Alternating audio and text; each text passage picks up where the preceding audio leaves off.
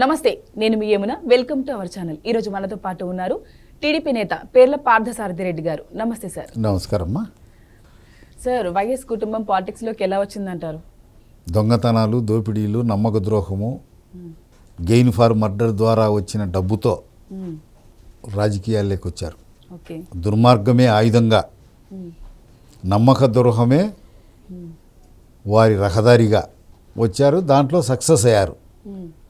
ఈ రాష్ట్రానికి ఒక దురదృష్టం రాజశేఖర రెడ్డి కుటుంబం రూపంలో ఆవహించింది. ఆ భూతాన్ని ఎంత స్పీడుగా తరిమి కొడితే ఈ రాష్ట్ర ప్రజలకు అంత మంచిది. ఆ భూతం ఆవహించి ఉన్నన్ని రోజులు ప్రమాదం అంచున ఈ రాష్ట్ర ప్రజలు ఉండారు అనేది అర్థం చేసుకోవాలి. సరే, వైఎస్ కుటుంబం ఫ్యాక్షన్ రాజకీయాలకు, హత్య రాజకీయాలకు కేర్ ఆఫ్ అంటారు. మరి ఎలాంటి దారుణాలు చేసేవారంటారు? దారుణ మారణకాండలు. వాళ్ళు చేయంది ఏముండదు. వాళ్ళ నేరాలు ఆకాశంలో ఉండే నక్షత్రాలైనా లెక్క పెట్టచ్చు. కానీ వాళ్ళు ఆర్గనైజ్డ్గా చేసినటువంటి నేరాలను, ఘోరాలను ఆర్గనైజ్ చేసి కొలత చేసే మునగాడి ఈ రాష్ట్రంలో లేడు. అనంతం. ప్రత్యక్షంగా కానీ పరోక్షంగా కానీ కొన్ని వందల మంగళసూత్రాలు తెగినాయి. ఎంతోమంది మహిళలు భర్తలను పోగొట్టుకునే వాళ్ళు, తండ్రులను పోగొట్టుకునే వాళ్ళు, కొడుకులను పోగొట్టుకునే వాళ్ళు ఎంతో శోకించారు. ఆ శోక సముద్రం అంతా ఒకసారి పొంగి ప్రవహిస్తే ఆ శోక సముద్రంలో కొట్టుకుపోయే అంత ఘోరాలు పాపాలు చేశారు. సార్, రాజారెడ్డి గారు మిమ్మల్ని చంపించాలని చూసారంట, నిజమేనా? రాయారెడ్డి, రాజశేఖర రెడ్డి, వివేకానంద రెడ్డి నన్ను నరికిన దాంట్లో రాయారెడ్డి ఫస్ట్ అక్యూజ్డ్. ఇవన్నీ వచ్చిన దెబ్బలన్నీ నేనేమి కర్ణుని సహజ కుండలాలు పెట్టుకొని పుట్టినాడు కదా, అట్ట పుట్టలే. ఇవన్నీ రాజశేఖర రెడ్డి, రాయారెడ్డి ప్రసాదించినటువంటి బహుమతులు. వాళ్ళకు వ్యతిరేకంగా పనిచేసినందుకు ఈ దెబ్బలన్నీ 26 ఇంజురీస్. నన్ను అటాక్ చేశారు, చనిపోయినాను అనుకున్నారు.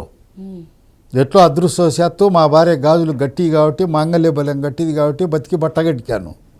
దాంట్లో రాయారెడ్డి ఫస్ట్ అక్యూజ్డ్. రాజశేఖర రెడ్డి, వివేకానంద రెడ్డి పైన మరణవాంగ్మూలం ఇచ్చాను నేను. మరి రాజారెడ్డి కుటుంబం రెడ్డి సామాజిక వర్గానికి సంబంధించిన వారు కాదనే ఆరోపణలు ఉన్నాయి. మరి ఇది నిజమేనంటారా? నదీనాం సాగరోం గతి అన్నారు. ఇప్పుడు మీ పేరు యమున.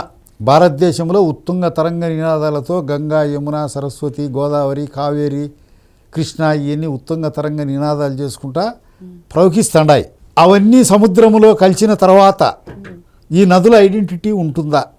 సముద్రం నీరు అంటారా? ఇది గంగ నీరు, ఇది యమున నీరు, ఇది కృష్ణా నీరు, తుంగభద్ర నీరు అంటారా? సముద్రం నీరే అంటారు కదా. క్రైస్తవంలో కానీ మహమ్మదీయ మతంలో కానీ ఒక హైందవుడు చేరినాడు అంటే ఏ రోజు చేరినాడో ఆ రోజే మన రెడ్డి, కమ్మ అనేవాడు ఎవడు చేరినా అని, ఎవడు ఏ కులస్తుడు చేరినా ఐడెంటిటీ కోల్పోతారు. క్రైస్తవంలోను మహమ్మదీయ మతంలోను కులాలు లేవు. వంచకులు కాబట్టి, నయవంచకులు కాబట్టి వాళ్ళు మతాన్ని మేము క్రిస్టియన్లమని, కులాన్ని మేము రెడ్లమని ఆ ఆయుధాలను వజ్రాయుధాలుగా మార్చుకొని ఓట్లు కొల్లగొట్టేదానికి ఒక బందిపోటు దొంగలు. వివేక హత్య ఎపిసోడ్లో ఎలాంటి కుట్ర జరిగింది సార్? వైఎస్ జగను, భారతి ప్రత్యక్షమైనటువంటి ఆదేశాలతో, వారి పర్యవేక్షణలతో, నిరంతరం వాళ్ళ మార్గదర్శకత్వంలో వాళ్ళు చేయించిన హత్యే అది. మరి పరిటాల రవి హత్య వెనుక ఎలాంటి కుట్ర జరిగింది? రాజశేఖర రెడ్డి, జగను డైరెక్ట్గా ఉండారు. వాళ్ళు చేయించిన మర్డర్ అది. దాంట్లో సందేహం ఎందుకు? ఎందుకు చేయించారు అసలు? ఎందుకు చేయించారు? రాయలసీమలో ఒక బలమైన నాయకుడు, పేద ప్రజల పట్ల ఆశాజ్యోతి. వందలాది మంది, వేలాది మంది, లక్షలాది మంది ఆయన వెంట ట్రావెల్ అయ్యారు. అనంతపురం జిల్లాలో పరిటాల రవి అనుకుంటే అన్ని సీట్లు వస్తాయి.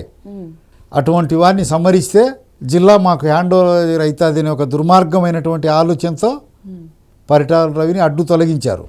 అది తెలుగుదేశం పార్టీకి కన్ని విని ఎరుగని నష్టం గతంలో కలిగించింది. వంగవీటి మోహన్ రంగాన్ని చంపించింది ఎవరంటారు? రాజశేఖర రెడ్డి పాత్ర ఉందని ఆ రోజు ఆంధ్ర రాష్ట్రం, ఉమ్మడి ఆంధ్ర రాష్ట్రం అంతా కోడై కూసింది.